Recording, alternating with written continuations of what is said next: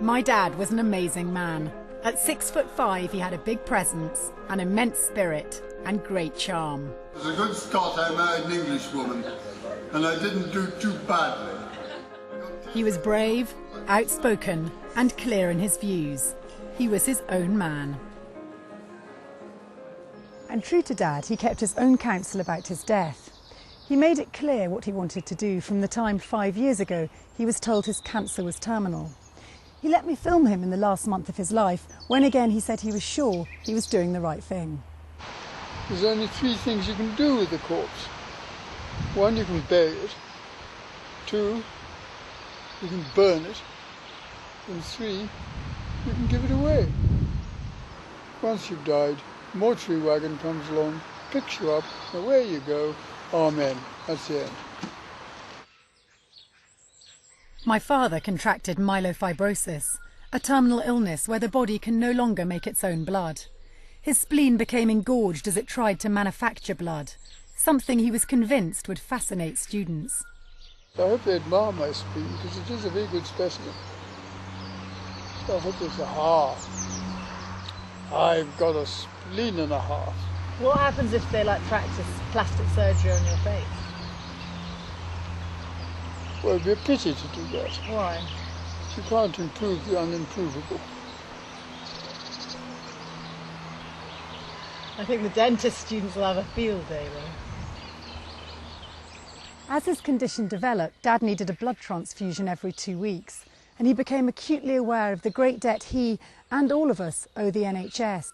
He believed that we have a duty to help research for medical science. Lots of people die and they've all got bodies. There's very few of them got diseases that no one wants.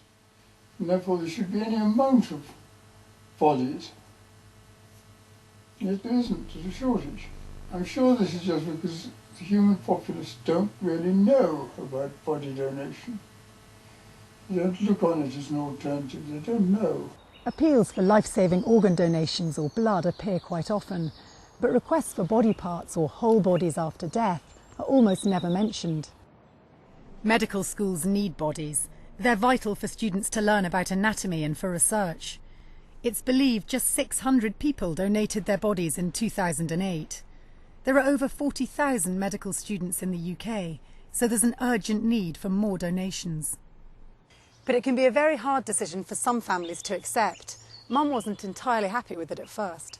Were you, Mum? No, I certainly wasn't, because I'm a very conventional Christian and I couldn't imagine a death without a funeral or some kind of religious ceremony. That did worry me. On the other hand, Dad, being an atheist, wasn't worried on that count, so I wanted to go along with what he wished. If someone donates their body to science, the funeral has to be postponed until after the medical school has finished their work, which can be more than a year later. But I definitely think that Dad was ill for so long and his strength gradually dwindled, and he can't be alone in this, that there was something really gratifying about the idea once again he was going to be physically useful.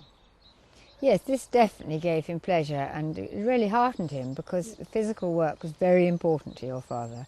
He worked all his days, and of course, born just 1939, courage was important. So courage and strength and hard physical work. He couldn't imagine anyone surviving unless they did a little bit of physical work. And he never showed that he was ill. He always sat down so nobody knew.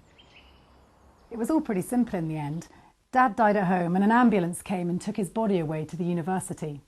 As a family, we had a party in the village hall and Dad got his way. No funeral, no coffin. I don't want people having a hoolie over my corpse, drinking a lot of whiskey at my expense. It's a bit mean, isn't it? I mean, Well, you've drunk a lot of to. whiskey down the years at other people's expense. Dad died a year ago.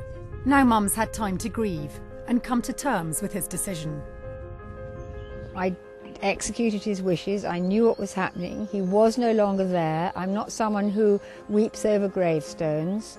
My memories are all as he was living, where he is looking at his seeds in his box, planting his garden for him. That's what I did with him and for him before he died is what matters to me. In tomorrow's programme, I'll learn more about how Dad's generous donation helped Dundee University. And Mum has made a big decision.